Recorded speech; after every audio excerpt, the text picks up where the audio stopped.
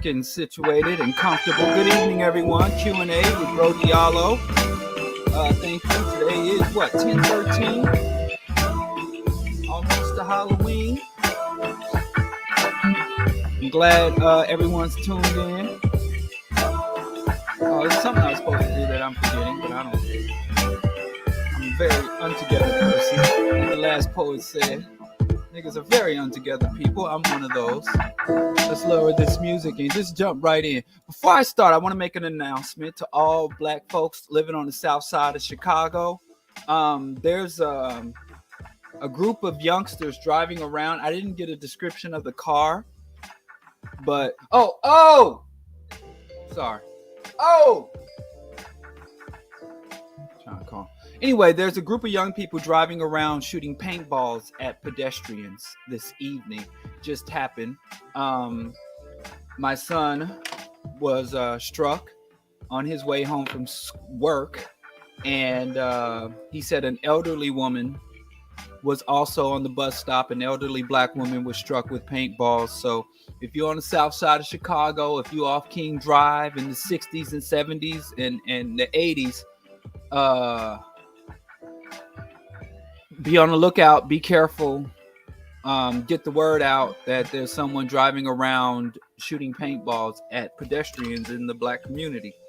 And he said there were 3 young teens and one driver and a shooter in the front passenger side and a shooter in the back.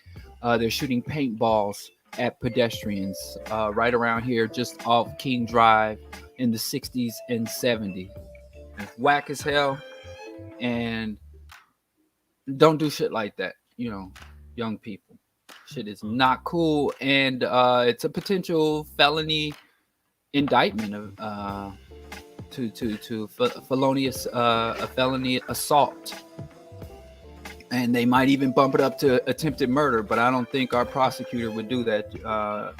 Kim Fox is a pretty decent person, pretty good, a respectable bureaucrat.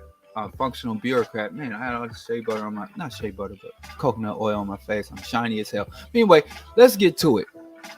Let's just get right to the Q&A. This is for questions, comments, and criticisms. We do this every week. If there are any audio, visual issues on my side, please just let me know and I can try to troubleshoot and correct them. But other than that, let's get going. Buckeye fan. Rich celebrities whine about cancel culture even when we had Red Scare twice, COINTELPRO, Muhammad Ali being stripped of his title for 3 years, Julian Assange being put in prison. U.S. has always had very strict social norms that were aggressively enforced by people in power. And, you know, black women are struggling just to get gainful employment, and they're telling them how they can wear their hair. You know, universities banning African or ethnic hairstyles. We got millions of felons walking around here who can't get housing, can't get tuition support because they committed a crime. My dad committed a crime when he was 17, was convicted of a felony, charged as an adult, and convicted of a felony when he was 17 years old. Back in the 70s, and he's in his 60s and still struggles to find gainful employment. A 60-year-old man with a felony conviction from the 70s. And he's talented, everything from a musician to a contractor. And he's been denied jobs or secured employment and been released because he has a felony. So, yeah, this is not about cancel culture. This is a class issue about people who don't have status and power being able to amass our collective will and enforce our collective will. So if I get a bunch of people saying, hey, we have this value, we have this belief, we have this position, and this person of power and influence violates us in some way, and we're going to amass together and collectively take action against this person. That's called bottom up. That's true democracy. Majority rules. If the majority of people say fuck you for whatever reason, and then they act on that fuck you by not patronizing your establishment or by not, that's not cancel culture. That's the collective will. That's true democracy. So yeah, fuck rich people who are anti-cancel culture. And it's also ironic that these people who talk about cancel culture, like Dave Chappelle and Kevin Hart and Chris Rock, if you go back to some of their early interviews, they talk about comedians like Cat Williams. Like Kevin Hart's in this interview saying, when I get a contract, and Will Smith too, but I don't know if Will Smith is anti-cancel culture. I don't know. He tends to ride fences. So I don't know if he's taking a strong position. But Kevin Hart said, when I am on a movie set or I sign a contract, I show up on time. I do what I'm told. And so he literally was justifying other artists getting blackballed by the industry for not living up to the arbitrary standards of the industry, and bragged about how well behaved of a worker and employee he is. It was on the Breakfast Club. I saw the snippet when he was there defending Tiffany Haddish, and he was like, I show up on time. I do what I'm told. I memorize the script. I do everything I'm told. So he was okay with people in power, the producers, the studio executives, canceling or blackballing artists who don't live up to their arbitrary rules. And at the same time, he attacks ordinary citizens for just saying, we're not going to fuck with you because you said black women, dating a black woman reduces your credit score. And you said some offensive things about a vulnerable population. So we're not fucking with you no more. And then he's like, this cancel culture. And the Wayans, like, what one of the Wayans, I get the Wayans confused. It's the one that dribbles a lot. I think it's Marlon Wayans. And that's my son's favorite Wayans. They love that movie Little Man, if I'm talking about the right one. He said he wasn't going to do stand-up anymore because of cancel culture. And I'm like, how about you don't do stand-up anymore because you kind of suck at it? So yeah, I support cancel culture. I think black people should cancel people, and we should weaponize our support, meaning that people who don't represent our collective interest and our collective values, people who violate our values and our positions, should face collective consequences. So I'm pro cancel culture. I wish it was real, but I also understand that cancel culture is not really a real thing. Kevin Hart lost a job. He wasn't able to host the Grammys, and Dave Chappelle wants us to cry for these 80 people worth $80 million because they didn't get to do their job. And and the baby, fuck the baby. So yeah, it's really disgusting where he didn't mention Haiti. He didn't mention all these people who are truly suffering. He gets on stage and talks about other millionaires and how other millionaires are inconvenienced because they're subject to the will of the people who made them, the people who made you rich and famous, which is the general public, but you don't want them to have any position on your actions. So yeah, Julian Assange and all that. That wasn't even a question. That's just me going on and on. Who are the Buckeyes? Buckeye fan. I don't know what the Buckeyes are. I know it's a team. But I know it's the nickname for a team. I don't want to play dumb, but I don't know. Nadira, good evening. My computer's a little slow. I apologize. James, always on deck.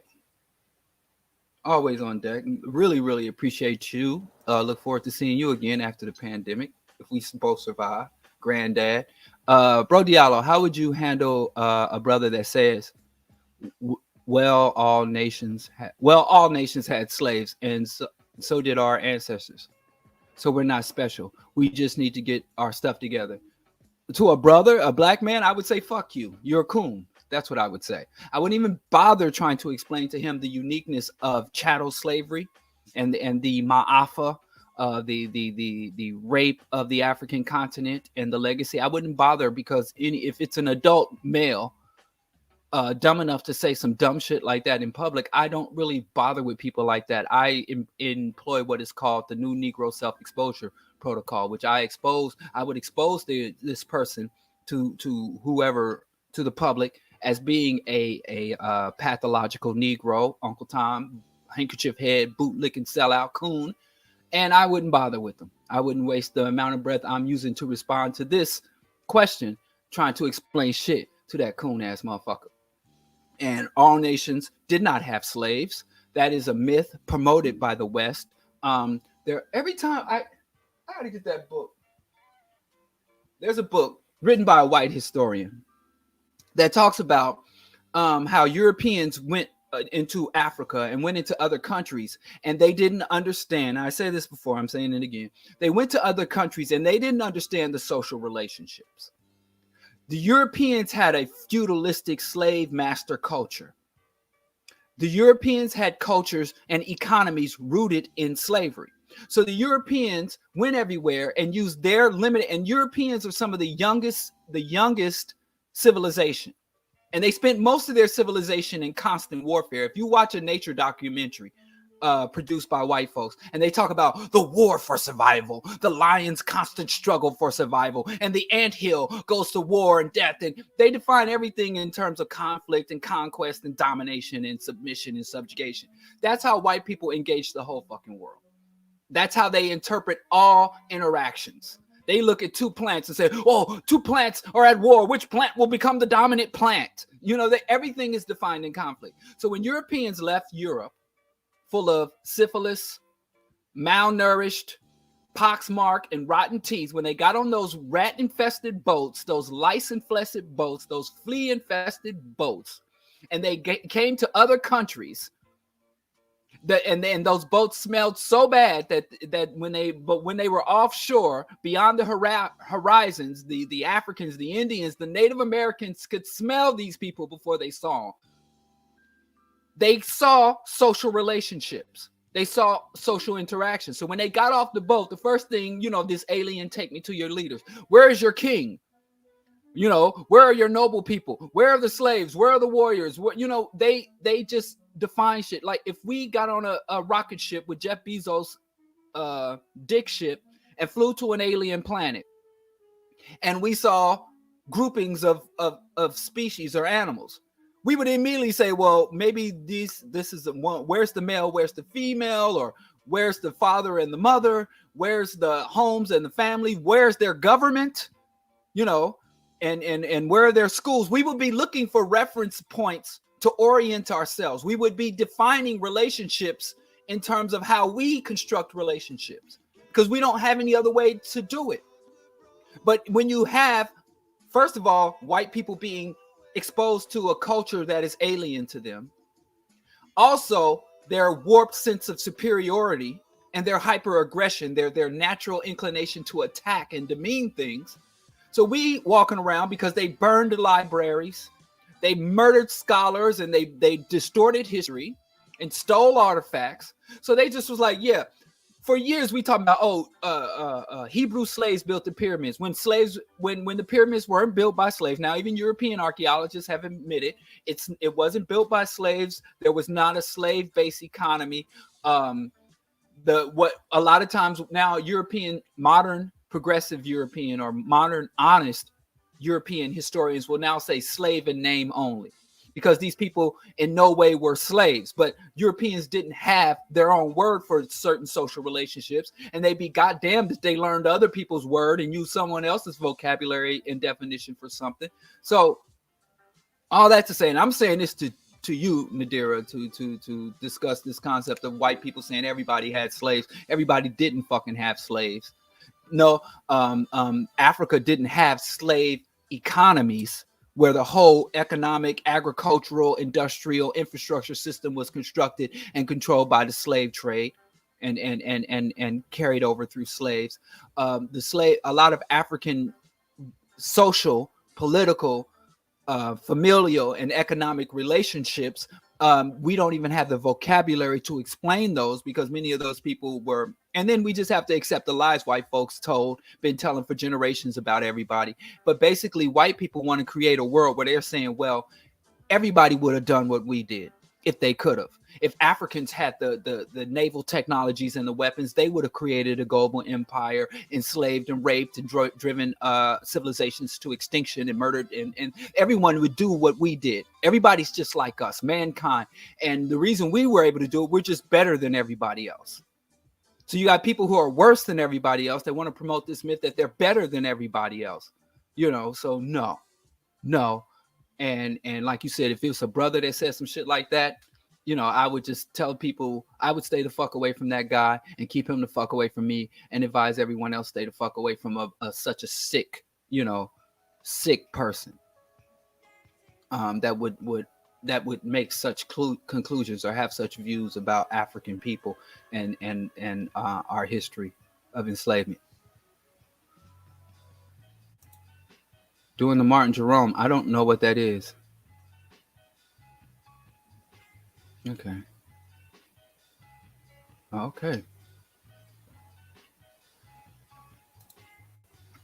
Diablo. Okay, I'll allow it. Diablo, did you like the Bill Maher show, Politically Incorrect? I've never watched a full episode of that show. I've only seen snippets of it. I don't like Bill Maher. He's a fucking right-wing conservative who pretends to be a liberal, but he's really a fucking douchebag idiot. I support political correctness. And his show is not politically incorrect. In actuality, if you listen to his views and his positions, his own views or positions are status quo. This motherfucker is status quo. He supports the U.S. empire. He supports Israel. He supports capitalism. He supports the two-party duopoly. This motherfucker supports all of the mainstream power shit. The only thing he goes against are progressive and leftist ideas and policies and views. So how the fuck are you politically incorrect when you are literally walking the mainstream and you're embedded in the mainstream dominant politics of your culture? So he likes to pretend that he's a rebel or a free thinker, but this motherfucker is so establishment. I don't even know why he is able to run this hustle of him being some kind a thinker or a controversial figure. He's a hack, and he's a racist. And he doesn't know what the fuck he's talking about. And I don't understand why all these black people like Mos Def and other people even go on his show to give him legitimacy. Fuck Bill Maher. Who else we got to say? Khalid calls Chris Rock a fake and a phony. I guess. I don't know Chris Rock. I stopped fucking with Chris Rock when he made that video, How Not to Get Your Ass Beat by the Police. And he perpetuated the myth that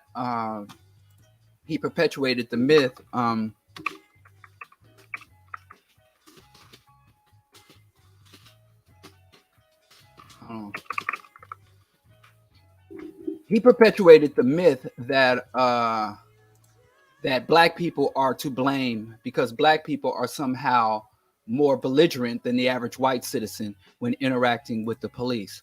So he promoted this myth that, I ain't gonna play the audio, that unruly black people selling drugs, buying drugs, stabbing, shooting, those are things he has to tell black people that it's not appropriate to do those things. Because, unless, we got someone to tell us to stop doing all these things, carjacking. This is why the police murder black people, because of this, even carjacking, armed robbery, arson. And, I don't want to play the audio because I don't want to get the funk. But he basically says, black people, this is how not to get your ass beat by the police. You jump the turnstile with a gun, smoking a blunt, and that's why the police beat your ass. So ever since he made this fucking thing, this video, and has footage of black people being brutalized by the police and basically suggesting that it's our fault that it happened. And you could say, oh, it's just jokes. Oh, he's just joking. Because be polite to the police officer. When we seen black people, I've seen videos of black people literally complying with all of the police instructions and still murdered by the police. Like the brother, when he said, get out of your vehicle, and he got out of his vehicle, and then the cop said, show me your ID. So he went to reach for his ID and the pig shot him. So anyway, I don't like Chris Rock for that. And I really stopped fucking with him after that. And this is years and years and years old. And what's really tragic is this video that I'm showing right now is used by police training in police training, in police academies and police training. You know, like if you enlist in your local police department and you go into the police academy, or you have to get a continuing education as a police officer, or if you're a criminal justice major, when the professors or the instructors want to lighten the mood, they show this video. To this day, this thing is almost 30 years old, at least 20 years old. And to this day, this video is still showed. If you know a cop, ask them. They show this video. The police fucking love this video. So, I don't know if that's why Khalid called him a phony. I don't know if he's a phony, because it seems like he's been honest. He's also someone who says, pause this shit. It's fucking playing black people's death for last. But that's like saying how to avoid the gas chamber and make a comedy video. How not to get tossed in the gas chamber. If you're in Nazi Germany. I mean, that shit's not fucking funny to me. But anyway, Khalid Muhammad, I'm not sure why he called Chris Rock a phony, but that's what really turned me. And also, Chris Rock promoted that myth that there's a difference between black folks and niggers. And then white people go around saying, yeah, I'm not racist. I just don't like niggers. I love black people. As if, there's this internal warfare within black people. And as if, the dysfunctional blacks are what's holding us down. Misbehaved black people are what's holding us down. And Chris Rock has also said, I'm not the funniest comedian, but I show up on time. I do as I'm told. I memorize the script. I don't make any trouble. I show up and do my promos, and I do as I'm told. So even though I'm not the most talented comedian, I get more work than other more talented black comedians, because I'm well behaved. And these are the same motherfuckers who don't mind following and respecting the power, the white elites. But they'll be damned if they ever find themselves answerable to the black masses. When all of them, without an exception, got their starts telling jokes in the black community, telling jokes amongst their family, telling jokes at the cookout.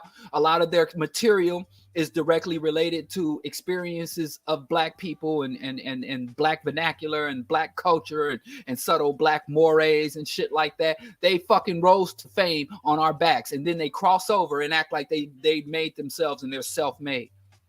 So fuck most of these comedians. Not all of them. We got some good ones, but a lot of them, fuck them.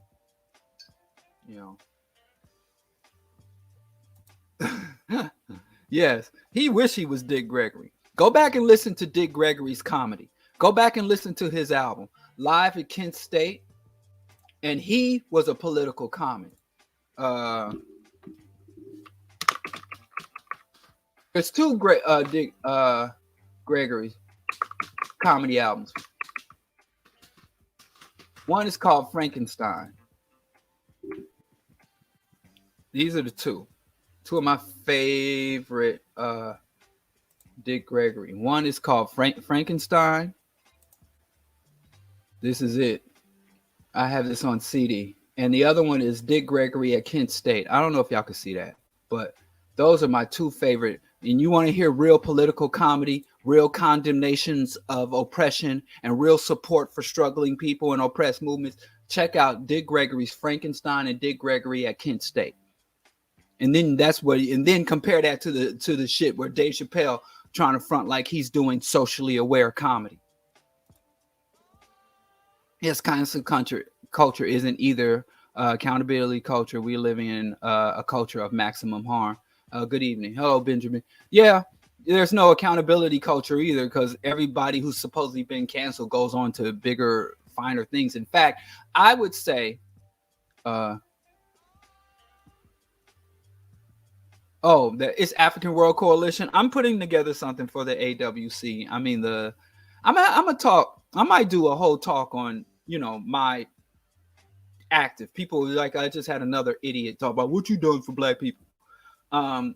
I might talk about my evolution and my approach and reapproach to revolutionary organization and institution and organizational development and institution building.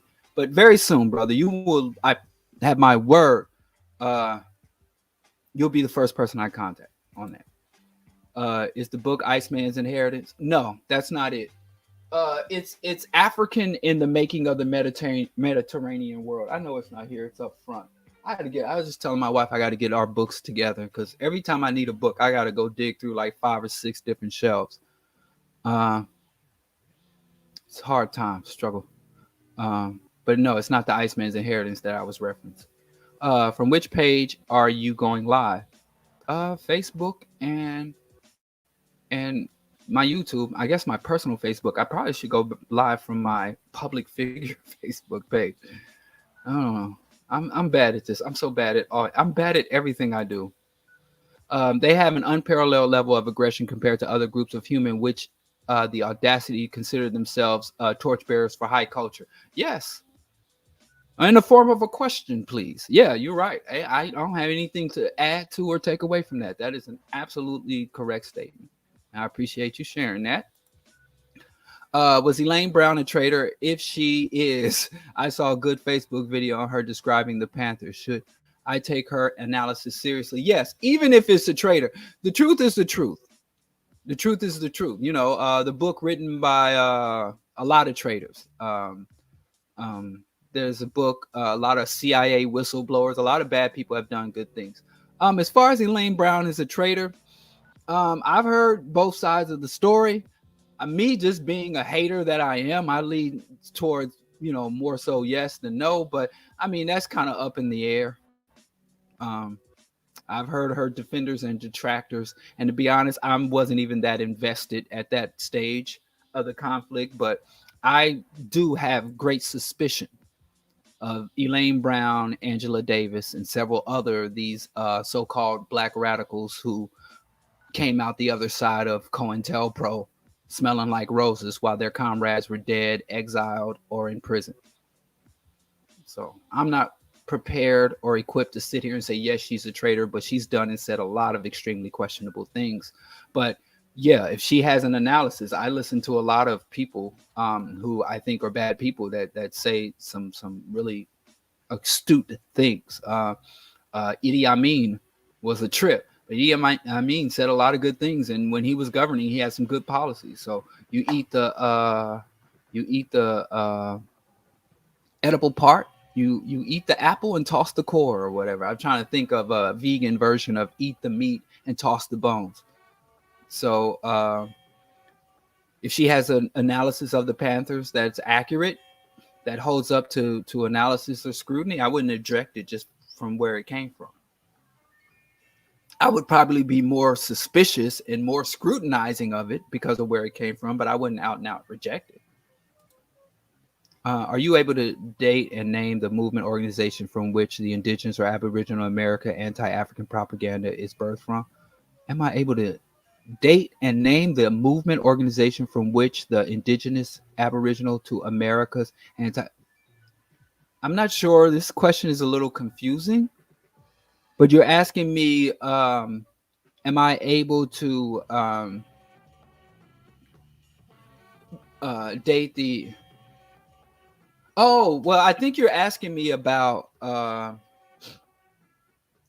Moors and black people who claim that they're Native Americans or Aboriginal, and the anti-African. I don't have a date because there isn't one date. There are several sources, like the Moors, the Blackamoors, and the Black natives go back as far as Reconstruction, really. In the reality, you'll find if you look at certain writings on the text, in the post-slavery Reconstruction era, in the places, the Montanas or the Oklahomas, the Oglala, Lakota nations, and the Sioux and the Cree and the Cherokee, a lot of black people had a lot of animosity for Native Americans because Native Americans owned slaves. Native Americans engaged in slaves. If you read the research on by Dr. Claude Anderson, where he talks about at one point during the late 1800s, 1800s, the mid 1800s, in the 1850s and 60s. He said that Native Americans, and even the 1840s, but the book is Black Labor, White Wealth. So if you want to get exact dates and shit, he said that Native Americans were the number one killers of African enslaved Africans, because the Native Americans who took up arms against the European incursion wanted to deprive, like when the Europeans would kill the buffaloes, they would kill buffalo in order to deprive the native of his most valuable resource. And the most valuable resource to Europeans during their expansion across the South and the plains was the African slave. And so they wanted to deprive, they basically were using European tactics against the Europeans, killing their most valuable resources, which were enslaved Africans. So there was a time in history where natives were murdering slaves, and they would come and do raids and try to kill all the black people they can, because they knew that was the labor force that was in enriching and empowering the Europeans to spread across their land. So black people, this a whole thing of black people saying, well, I'm a Native American, I got Indian in my family, I'm a black Indian. That's a relatively new thing, because Africans who were closer to that history of slavery reconstruction, like my great grandfather, Sonics Bowie.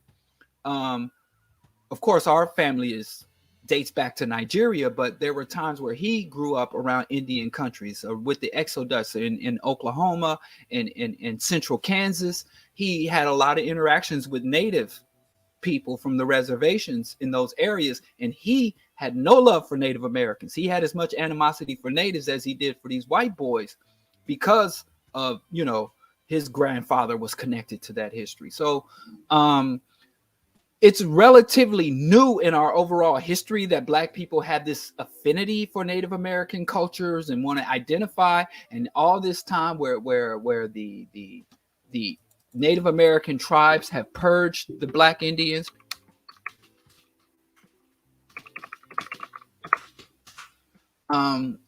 their Cherokee nations, they expelled blacks.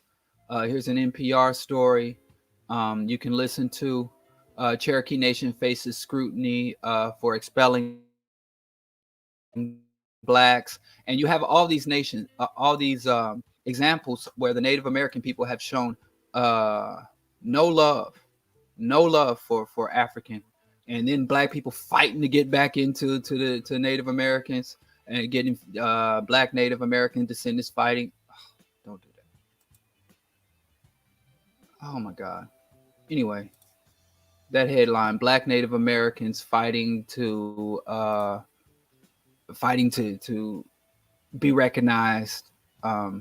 So it's relatively new. That's what I'm saying, because if you go far back enough in black history, where black people who either lived through that history or were directly connected to the people, black people who had Indian in their family, and black natives, we got that Indian blood the same way we got that white blood, through slavery, rape, and exploitation.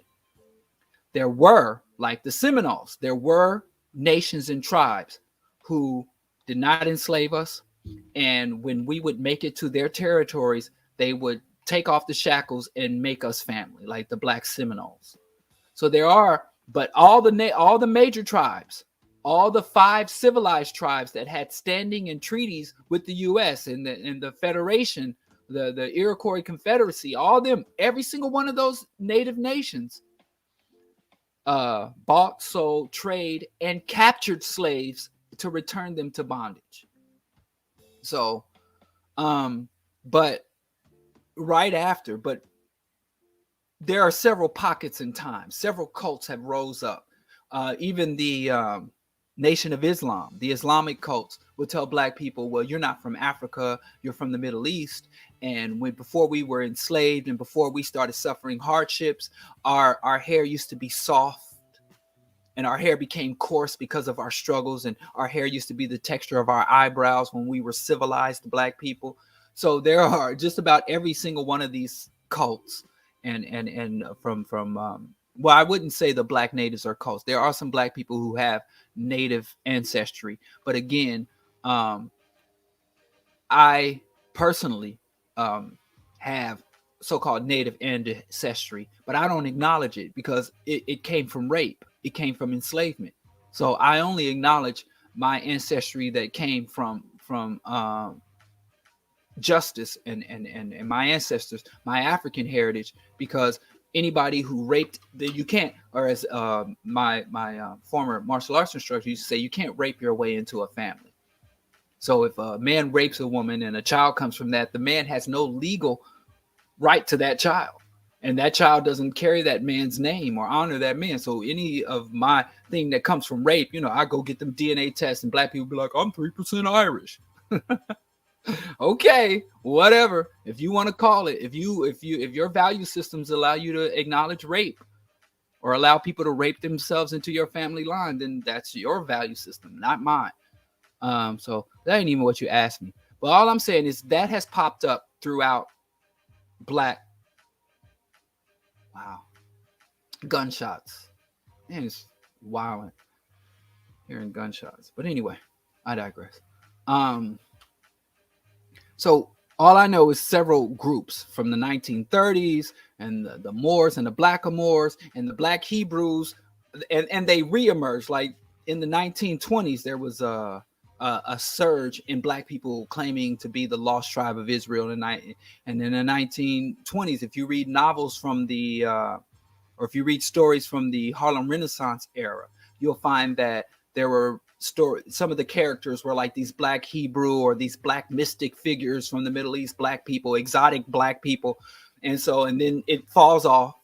The cult will get caught up in a big scandal and black people will stop fucking, and then they reemerge in the Nation of Islam. Their popularity balloons, and then something negative will happen and their popularity will shrink, and same thing with the Moors and all these other groups. So there's no date. These concepts rise and fall with charismatic leaders and changing dogma or things like that. It comes and goes, but it's always been present since slavery. Since we first came under subjugation of Europeans and were brought here, there have been because Europeans said that we come from a dark place, that our skin is a curse from God.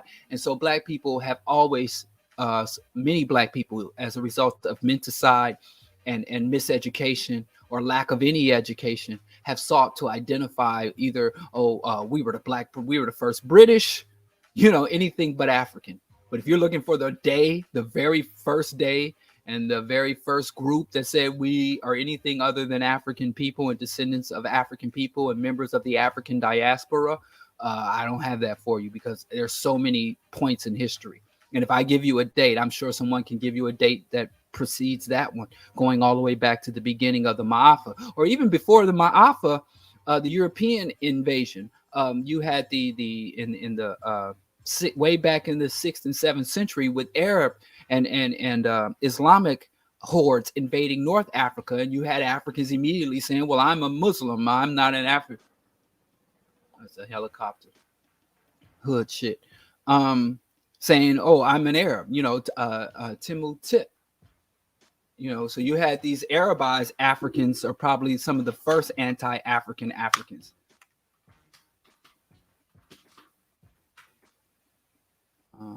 Tipu Tip. This motherfucker right here. Why is this so? I'm sorry. This motherfucker right here. This is probably one of the most well-known anti-Arabized white people, Arabized African, who was anti-African and African at the same time. So, and he came from generations of self-hating. He was a black slave trader, black Muslim or African Muslim slave trader. So, if I could give you a date in the 1800s, and somebody can say, no, in the year 750, there was a group, so that's a hard thing to lock down. I can list for you the organizations that promote indigenous Aboriginal rhetoric.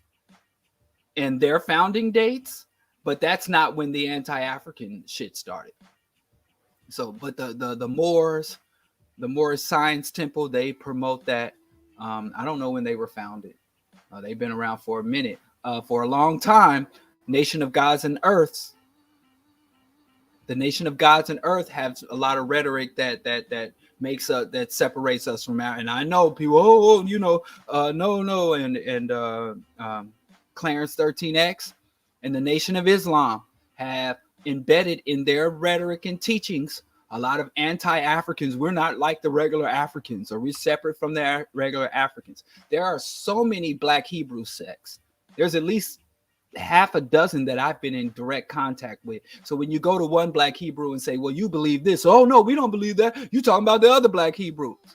And so you go to the Black Hebrews, who the cult that runs that vegan restaurant, used to at least, Soul Vegan.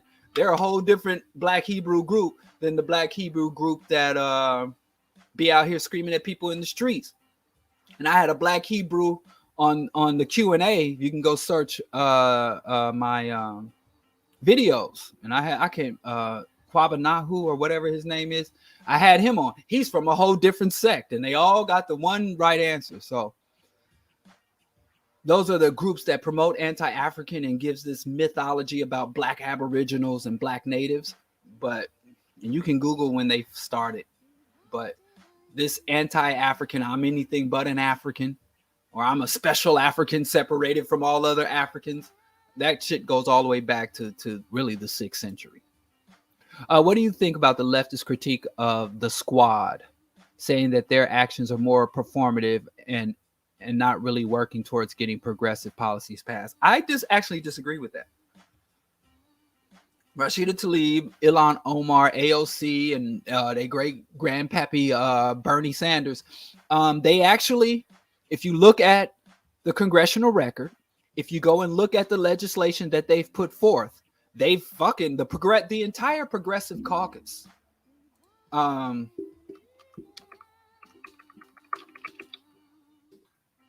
Of the Democratic Party, I don't think that they're performative.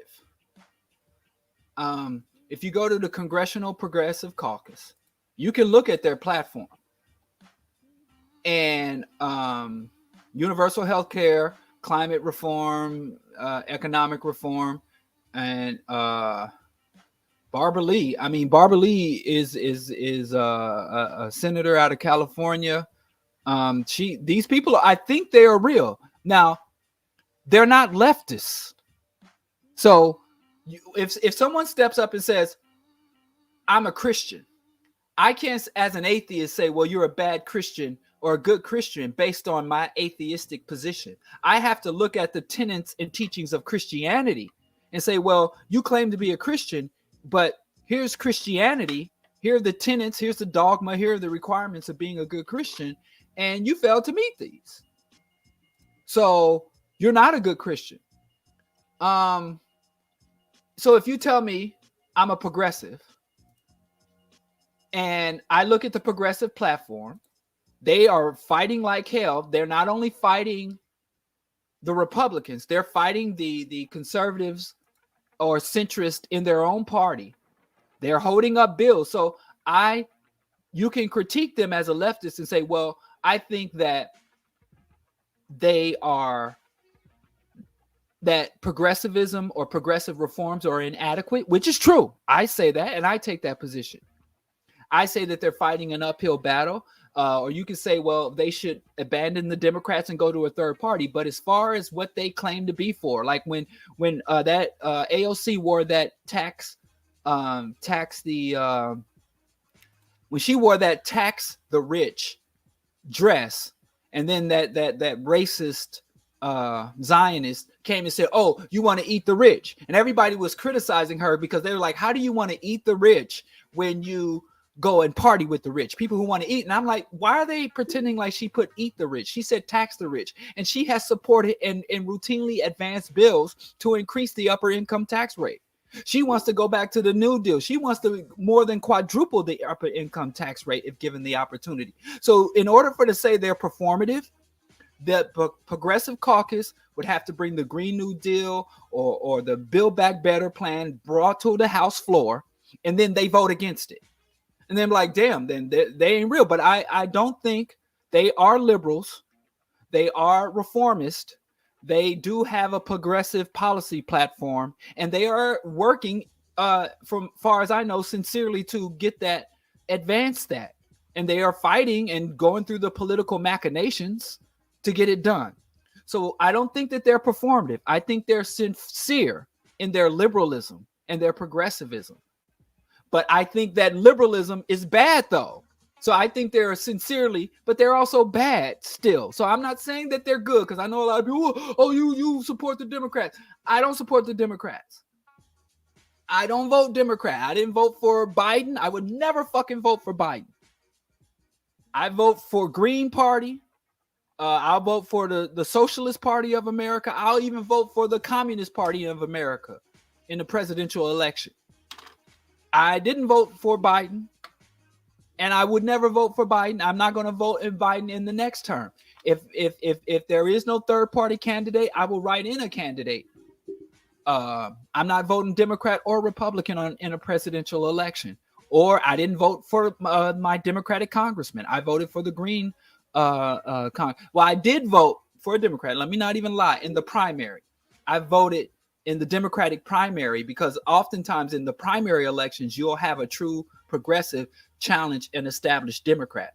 So I do vote in Democratic primaries because this is a place, some places don't allow you to vote in a Democratic primary or Republican primary unless you're registered as a Democrat or a Republican. Some states allow you, even if you're not registered for that party, to vote in that party's primary. So I'm a registered independent voter. I'm not registered as a Democrat nor a Republican.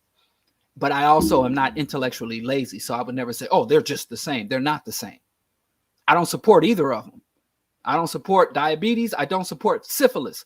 But I can acknowledge that they're not the same disease. But I digress.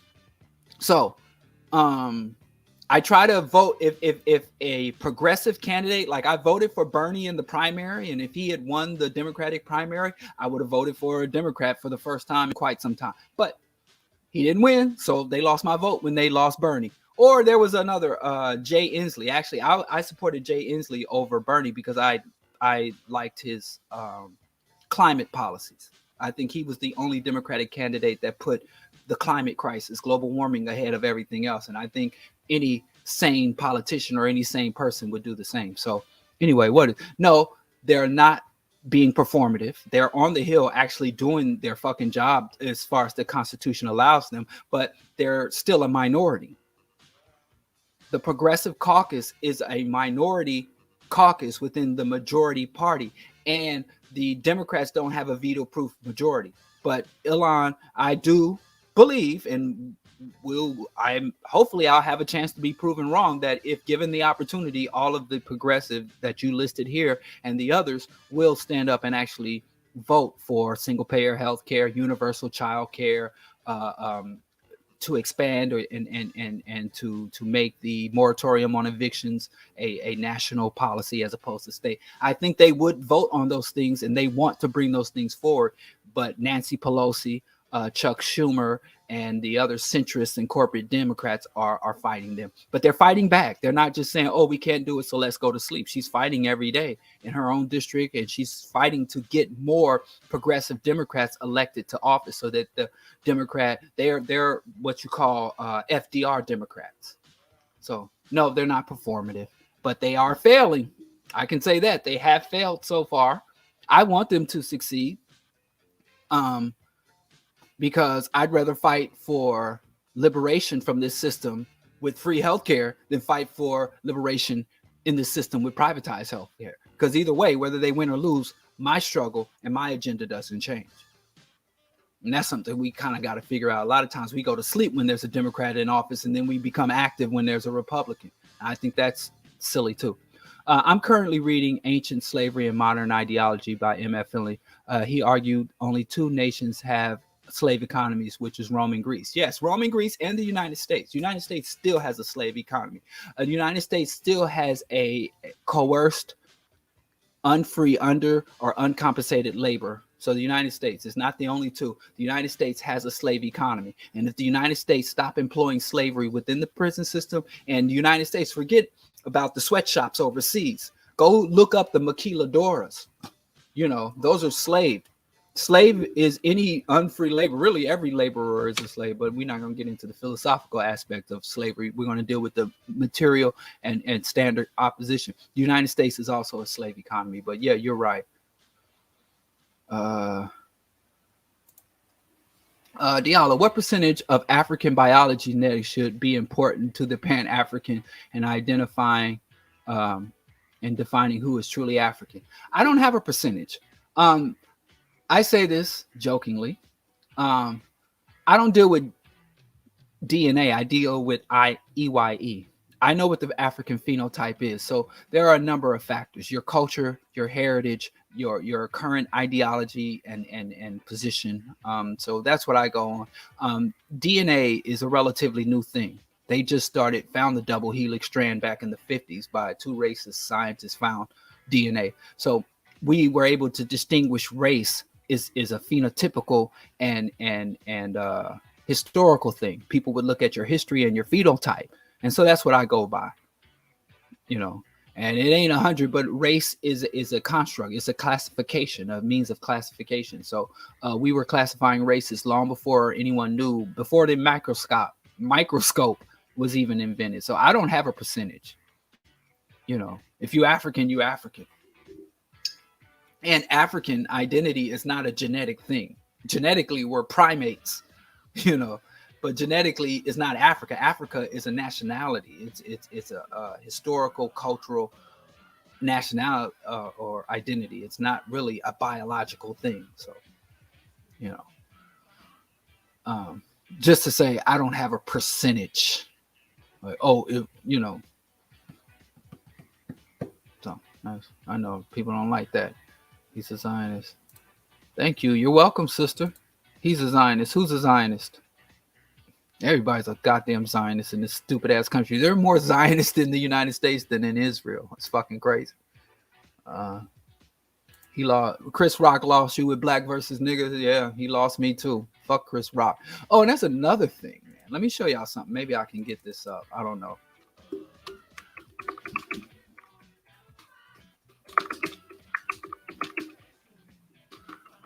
What's that guy's name? Oh. Look at this. I don't know if they're gonna let me show this because they be scrubbing the internet now. Watch this. Y'all check this out. Y'all tell me if y'all can hear this. Rich, they're just rich forever and ever. Even their kids are rich. Yeah. When a black guy gets rich, it's countdown to when he's poor. Watch this. He's the blackest white guy I fucking know. And all the negative things we think about black people, this fucker. You're saying I'm a nigger? Yes, you are the niggerest fucking white man I have ever. Amazing! I don't think he could do that. What? I don't think he has those qualities. I mean, no, you don't even understand. Really? You don't really know him. Like I've worked with him. No, like your bit about. I wouldn't use it anywhere. No, exactly. These two. We say nigger on stage. On stage. You guys don't. That's yeah. It's interesting. Two teams that's here. The difference between That's right. That's right. Yeah. We say nigger on stage. You guys don't. But that's definitely a pairing. Can y'all hear this shit? We say nigger on stage. We don't. Well, you just did. Yeah, that's right. Yeah. You and me say nigger in private. No. These two Y'all hear this shit? I don't believe he says it in private. I'm giving it up just because it's playing. I don't believe it's. I don't think you've ever said it probably in your life. No. Yeah, that's it. That's Seinfeld holding it down. I don't say that shit. Well, you found the humor. Look at this. Yeah. I haven't found it. Right. Nor do I seek it. I need to open a Find a way. Can I squeeze? You know what though, Jerry? All of a sudden, having a great nigger bit would be pretty amazing. Yeah. I'm just going to stop this before I end up knocking my little monitor over. I can't afford to replace any of this equipment in here. Like I said, it's all donated. My mic and the camera and this even computer. My son gave me his old computer, so I can't afford to be breaking my own shit. But yeah, fuck Chris Rock forever. Fuck that motherfucker. But yeah, I thought we'd be talking about Dave. We talking about Chris. You know. Yeah, it pays. It's so true. Chris Rock's material is all about deriding black people for white folks. Yes, and that it pays. Cause yeah, he is mediocre talent. Y'all ever see that movie CB4? I couldn't get through that shit. It's bad. But I did like Pootie Tang. I can't front. God, I hate that. I'm never gonna watch Pootie Tang again because that cracker that was saying the N-word, he was one of the producers and writers for Pootie Tang, and I hate that I have to, because of my boycott, I can't watch Pootie Tang. And I actually was watching the Louis C.K. show because it shows like the grimy side of New York. That when I was living in New York in the early 90s, I liked the grimy New York, make New York grimy again. And I don't watch that show no fucking more. Like, I lose so much with my principalities, you know, but it's all about the principalities. Africa in the making of the Mediterranean world. Thank you. Thank you. That's the name of the book. That where he talks about where Europeans came and saw African social relations and didn't know what the fuck they were looking at. And he said they were African, they were slaves in name only because they in nothing else related to European indenturitude or European feudal serfdom or European peasantry. I seriously hate Cornelius. I seriously fucking hate when black folks ask, what have you done for black people? I consider them robotic thinkers. If you don't do nothing but mind your business, care for your if I do nothing but mind my business, care for my family, and honor and respect folks in my community, it's my right to critique anyone that places themselves on a mantle to speak on behalf of the community. I absolutely agree. You know, I absolutely agree. My only rule for black people is that you have to make a positive contribution to the just aspirations of your people. You know, and that does include just not fucking up or fucking with other black folks. You've made a positive contribution to our just aspirations. So it's a very low bar to be a good black person, you know.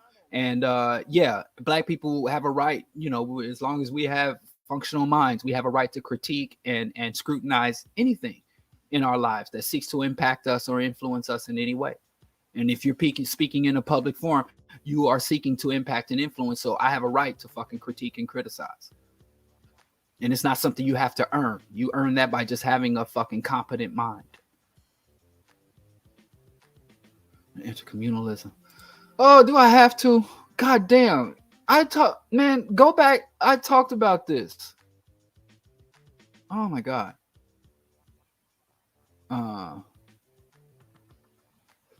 But man, we went into this. I remember I had a guy that was really obsessed with going over this. I'm gonna give myself a pass on that. I'm tired. What about Angela Davis was weird? Here's the thing with Angela Davis. If you listen to the research of Kidiobi Owadu, let me put that Huey P. Newton thing down again.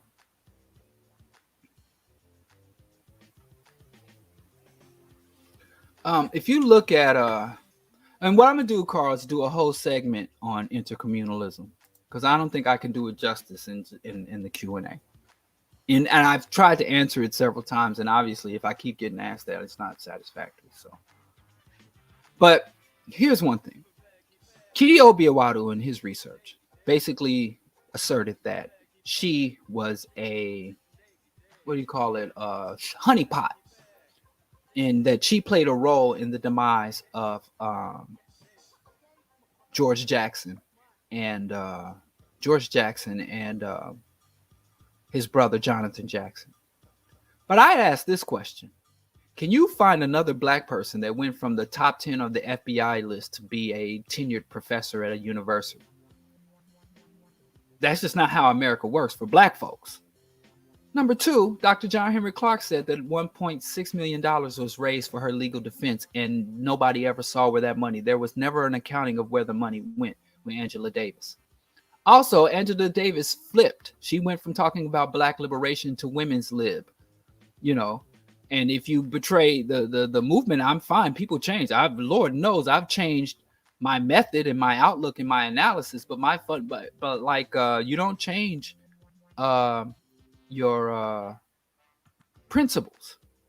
So Angela Davis has always been kind of a character with me, and somebody that I've always looked at with a level of suspicion.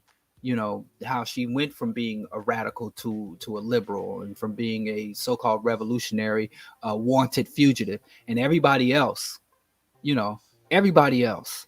Asada is in exile with a price on her head, and you're sitting in ivory tower right now, literally touring the whole world, flying around the world, flying all over the United States untouched, passport in hand. And I don't see how it works that way. I really don't see how that shit plays out unless you made some serious fucking deals. But I think everybody's a traitor. I think Farrakhan's on the government payroll, which he was. Farrakhan was on the government payroll. So that's weird. What's weird to me. But I mean, some of y'all, you know, do you accept science of GMOs which have been approved by the U.S.?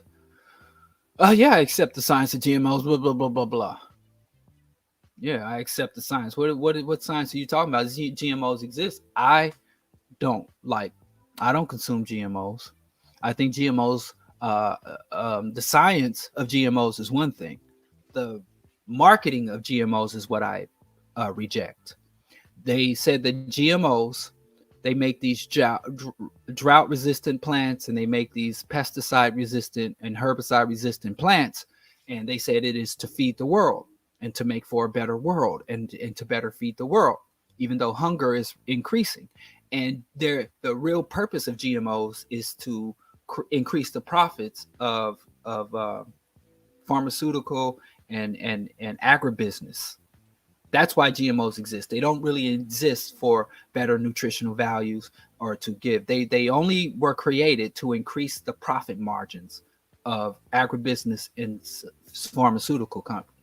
But when you say, do you accept the science? Yes, that's kind of a trick question, because to accept the science of something, like, do you accept the science of nuclear fission? Yes, I accept the science of nuclear fission. The science is the science. Do I accept nuclear bombs? No, I reject nuclear bombs. So asking someone if they accept the science is kind of a trick question. Do I consume GMOs? No. Do I encourage other people to consume GMOs? No. Are GMOs necessary to feed the world? No. I reject the marketing of GMOs. I would even say, by and large, I reject the production of GMOs. But the science of GMOs is just what it is. What are GMOs? How are GMOs created? But then you can look at other aspects of GMOs, such as intellectual property laws. I don't support the intellectual property laws, where you can own a genetic sequence as your own property, or farmers in India or farmers in Canada and the United States, if they grow this particular type of soybean, or if they save these seeds. And I don't accept Terminator technology, where the plants won't grow seeds so that they can stop farmers from saving seeds and force the farmers to come back to buy more seeds from Monsanto, Cargill, AIG. So yes, I accept the science. I reject this question, because these type of questions are fucking setups. So when someone comes to you and say, do you accept the science? Yeah, I accept the science. I accept the science. But because what the science is the findings, the research, the methodology related to that shit. Yeah. What do you mean accepted? Does it exist? Yes. What does it say? What it says is it peer reviewed? Is it accurate? Yes. But I don't accept the marketing. I don't accept the product of the science, the outcome of the science. I don't accept the purpose and motivations for the science. But I accept science. You know, that's your one question. I'll give you one question per Q&A, Prester. Because you be going hard in the paint. And quit asking these trick questions. Do you accept the science? I don't fucking buy GMOs. I buy organic, non-GMO foods, and I grow organic, non-GMO foods. There was a recent story about the Seminole Nation denying healthcare treatments to Black indigenous freedmen. Dr. Clark was right about we have no friends. Same as Afro pessimism. Yeah, all of that. We ain't no love. And Dr. Clark said we don't owe nobody nothing but an ass whooping. But on the bright side of that, on the optimistic side, Afro optimism, all we need is us. All we got is us, but fine. But all we need is us. So we in a good position. We don't need no fucking friends. How about that? Being that there's limited support to revolutionaries, how are you able to take care of your family? Working? Work. I get a job done. I struggle. Yeah. But my wife and I are very creative people. We got degrees and shit. So we work and I get support from my listeners. I have a Patreon. I make and sell African World Order apparel, aesthetics of liberation, AfricanWorldOrder.com. People find it in their hearts to send me. Let me put the thing on the thing. People send me cash apps. So people support me. They support what I do. And so, we make money where we can, and so that's a good segue to put that up.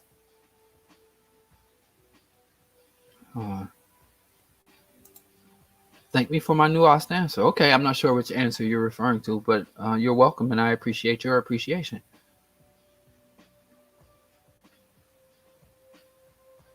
Oh, okay.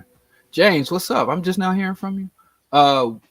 What was ironic to me about the natives is that I heard on the audiobook, The People's History of the United States, was some turned to Christianity. Yeah, some shit, a lot of them. That's why they a lot of natives had their children taken, forcibly removed in their homes and given to the church, the Protestant and Catholic orphanages to be raised, because they were like Jesus could drive the savage out of the native. So yeah, a lot of them were coerced into Christianity, and a lot of people. But I would say there's no native who was voluntarily a Christian, because there's always some form of coercion and oppression and miseducation. So all of us are indoctrinated into the belief system of our oppressor. What do you think of white Stalinists? I have appreciation for white Stalinists or tankies. I think that Karl Marx main goal, if you read into Karl Marx, I mean, he's really loves his figures and his dialectics, but the main goal that Marx had was to humanize European people.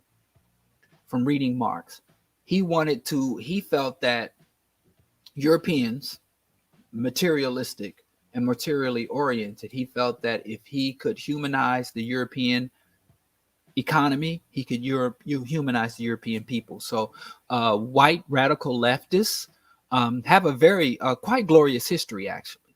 The white left, white Stalinists, white Marxists, white anarchists, anarcho-syndicalists, or all of those white folks, they don't get honored in white history. Like when you travel around the United States, it's like Columbus statues, and you look at the money, it's all the white heroes are some of the most despicable white people. White people don't celebrate their true heroes. Like there's no John Brown Memorial Stadium. There's no John Brown statue. There's no William Lloyd Garrison dollar or William Lloyd Garrison coin. There's no Smedley Butler military base or Smedley Butler Memorial Airport. So the best way to get erased from white history is to be a decent white person, a humanized white person. So, and to the point where I really meet people like African people, Native American, what they call Samoan and Pacific Islander, black, non-white people that truly believe there are no good white people. And it's like, well, there's white people who don't litter, white people who don't, who pay their bills on time and don't cut people off in traffic. Like that's the only goodness that can come from white people. But as far as the larger goodness of humanity, white heroes like white Martin Luther King types, or they really like, it's like, no, they're the devil. They're no good white people. And this is not because this is because white people suppress the history and the names of white people. Like there are white political prisoners right now. They call them environmental terrorists. There's a white boy who will go, and in order to save a forest, he'll go and destroy forestry equipment. There's a white anarchist, Sean Swain. There are white political prisoners. So, somebody mentioned Julian Assange and Edward Snowden. They're libertarian. I don't like their fucking politics, but they've done some heroic things. Chelsea Manning, she's a hero. She's the greatest war hero coming out of the Iran-Iraq war, and she's literally being buried by so I think of white Stalinist, white communist, white socialist, true white socialist, not white social democrats or white liberals or white progressive, white socialists, white anarchists, white Antifa, all white people who prescribe to the radicalism from their culture. I think better of them. I think they're the good white people. I think they are the best people. They are a credit to their race. Let me put it that way. And I hope they succeed in humanizing, because ultimately all of that shit was constructed by white radicals. The main mission of white radicals is not to take power, but to humanize their own people. And it's going to take war. It's going to take bloodshed. It's going to take a lot to humanize Europeans. But I think the Stalinist and there's a guy.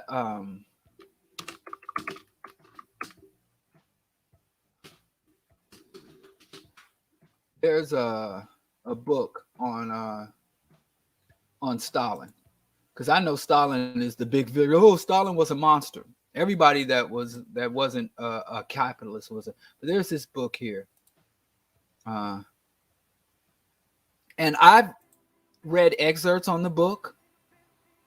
Let me just take this off for a second. Blood Lies: The Evidence That Every Accusation Against Joseph Stalin and the Soviet Union in Timothy Snyder's Bloodlands is false. So, Mao was a monster. Mao Zedong was a monster. Fidel Castro was a dictator, a bloodthirsty dictator. Who else? Stalin was bloodthirsty, caused the death of millions. So if you really want to get a non-capitalist, non-Western assessment, this guy Grover Furr wrote Blood Lies. And there's a free PDF online. It's been years since I've looked at this, but so when I say Stalinism, I don't mean the Western version of Stalinism. I mean the Eastern or the communist versions of Stalin and Stalinism, where Stalin is the boogeyman, where we just had Columbus Day in the United States, but they want to talk about Stalin. So good for them. Good. Like I said, they're white Stalinist and people of the far left, Kropotkin. I think they're a credit to their race. All right, let's go. I'm gonna start jumping because it's time for me to let me just block this troll. Sorry. Every now and then I'll get some trolls, and Chauncey is. I'm gonna make James. Can I make you an administrator? Because you're here. I need some more administrators. Holler at me, John. Let me see if I can make you an administrator, and some other people. Clarence Thomas, is that you? But I blocked the. Okay, what's causing global energy shortages in Europe and countries like China and India? The global South has been dealing with this for years. There's two things, actually. It's infrastructure. They have a carbon-based infrastructure, or even a lot of the infrastructure of Europe dates all the way back to the first industrial revolution. So even though they have a lot of means to generate power, it's like Europe, man. Be careful. Don't go to Europe too often. I know y'all love y'all European vacations, but Europe is one of the most radioactive places on the earth outside of Fukushima. They have the highest concentration of nuclear power plant. And really, the truth is, Europe at this moment is a radioactive wasteland. The continent of Europe, which isn't even a fucking continent, West Asia. there's this physician named Helen Caldecott. I don't know what I did to make this so huge. Let's just zoom out. There's this white woman here. We'll talk about good white people. I'm not a big fan of her politics, but her science. So I don't like her. But this woman, Helen Caldecott, she's a physician, and she's a nuclear weapons abolitionist. But Helen Caldecott has done a lot of research about radioactive hotspots around the world where they've done nuclear testing or they have nuclear power plants that are poorly managed. And she's an anti-nuclear activist. She talked to Ronald Reagan and got Reagan to sign the Non-Proliferation Act with, who was it, Gorbachev? One of his Russian component in Russia. But this woman has done the research. I mean, she's got, you go to her website, she talks a lot about how radioactively contaminated Europe is. It's been years. It's a pretty old article, but she, like I said, I don't like her politics, but her science is on point. And so I don't even remember the question. Oh, you asked me about the energy shortage. So like I said, I'm sorry I got into that thing, but don't go to Europe unless you have to. But if you do go to Europe, give your body a chance to recuperate before you go back. And like I said, follow her. But infrastructure, they're having trouble. First of all, they're increasing their energy requirements without increasing their energy capacity. Europe has worked very hard to develop a post-carbon energy infrastructure. So you take a place like Germany, they generate way more solar power than they're able to utilize because of their infrastructure. So one thing is when you have a source of energy, you need a way to process, transport, and distribute that energy. And then you got to make sure everything has the capacity to hold that load. So it's a multifaceted problem. But the main problem with Europe having quote unquote energy shortages is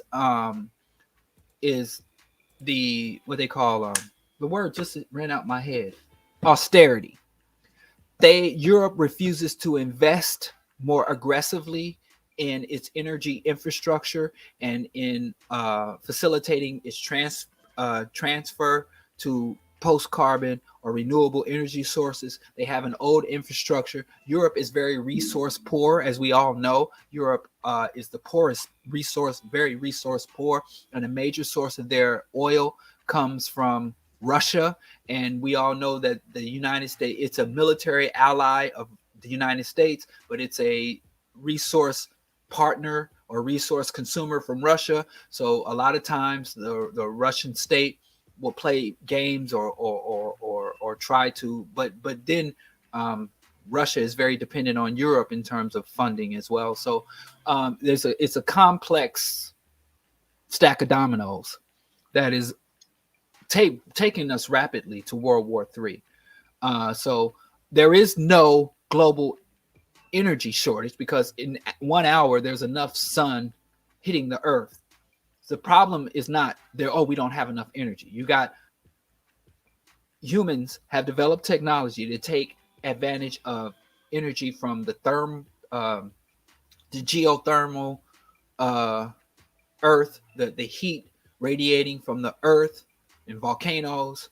That's geothermal energy, wave energy, where the ocean current can turn turbines, wind energy, solar energy, and even human energy, where you even have vehicles that can where the motorized bicycles, where you pedal a little bit and that turns a little turbine in the bike. And so there are so many sources of energy on this planet, and there's no shortage of energy. We have to rethink how we define and understand things. Even if all the oil dried up tomorrow, there's more than enough energy. The problem is, as this guy named Kunstler,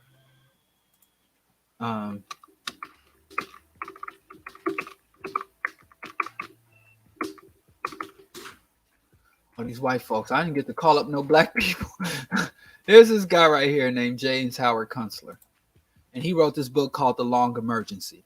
And he basically said most of the problems plaguing the world are due to the fallacy of previous investment. Europe is having resource problems.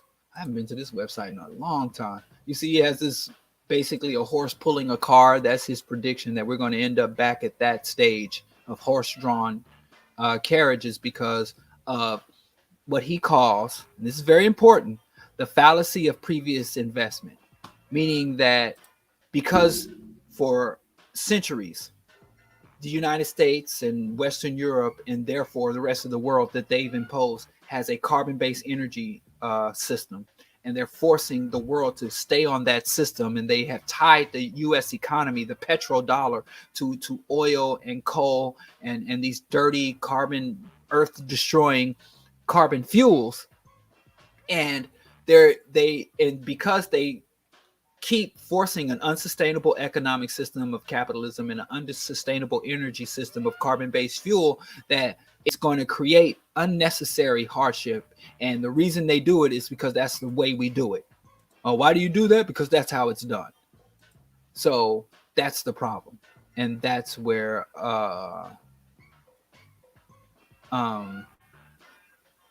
it comes from. Oh, okay. All right. Let me just make a note. I don't know. I gotta go see how. Yeah, Jane. I'm just making notes. I can get me some moderators in here.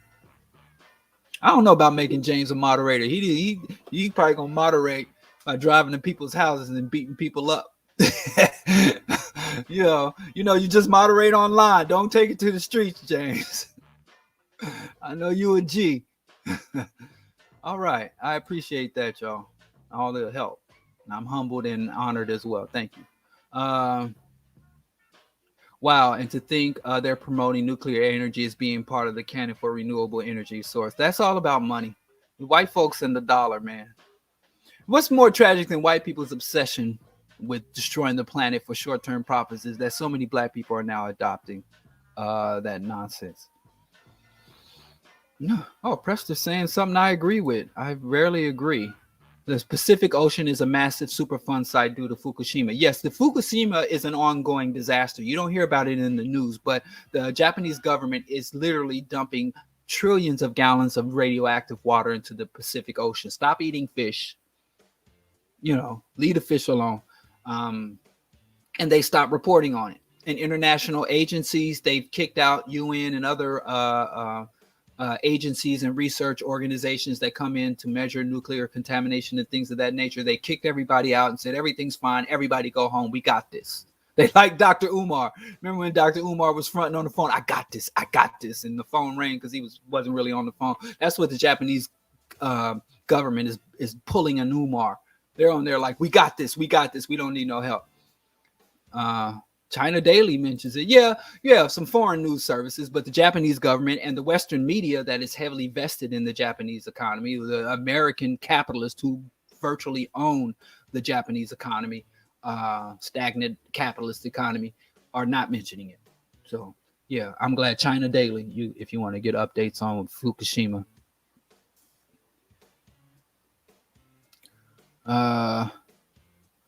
But okay, I got some moderators. I appreciate it. Pretty soon we're gonna be just here talking to each other, me and my moderators. I'm gonna have to wrap this up. I told my wife I had to wrap it up by 9:30. I'm a little bit older. I appreciate everybody. Let me just put the thing back on the thing across the bottom, how you can support the Bro.Diallo show, Bro.Diallo broadcast. I will be back. I missed the last couple of Mondays. I was a little under the weather. No, it wasn't COVID. Thankfully. Who do atheists thank for shit? Who do we credit that had nothing to do with it? I guess I could say thank the ancestors, but thank my immune system. Thank Doc. Oh, I know who I can thank. Thank Dr. Mingo for my wife for the supplements and the shakes and the citrus fruit and all the good stuff to help me endure this little bout of honor. But anyway, I'll be back Monday with the Bro.Diallo, and the Bro.Diallo broadcast this Monday will be Revolution Incorporated, and using corporate methods in revolutionary struggle, using corporate methodology in revolutionary struggle. Which this wasn't. Somebody was asking me, some Negro, Uncle Tom from the corporate world was asking me some stuff from a corporate point of view, and I'm like, there's something interesting, some philosophical things we could discuss. And I guess that's that. So Monday, next Wednesday, the Q&A, I'm going to have a world-renowned musical artist, Ugoji. Look her up. Check out her music. She will be here. And the musician, David Boykin, will be here. So we'll be discussing Pan-African music and culture in the next Q&A. So I'm looking forward to that. It's been a while since I had a guest. And I know y'all like me to have crazies on here, like Black Hebrews and stuff on here to do Q&As. It's fun for me too to let these people come on in and expose how fucking crazy they are. So so it's good things happening. Book review back on deck. My wife just said, when are you going to post that next book review? So, when by the time Dr. Mingo's harassing me about doing stuff, it gets done. So that's my own personal motivational speaker, my own personal inspirational influencer in Dr. Mingo. So I appreciate her. Shout out to my family. Shout out to Chauncey. I know you're not here this evening. I know you grinding, but hope to talk to you soon. And we can get in a few more bike rides before the weather turns too cold for my fragile bones. Anyway, that's it. Let me play the outro, and I'll see y'all for the Q&A next Wednesday. I'll see you for the Bro.Diallo live broadcast Monday. Y'all be safe. Continue to wear your mask. Continue to social distance to the extent that you can. Pandemic is still in full effect. And yes, I'm saying this because I really want you to do it. And I'm also saying this to piss off Prester John, who's a crazy anti-vaxxer.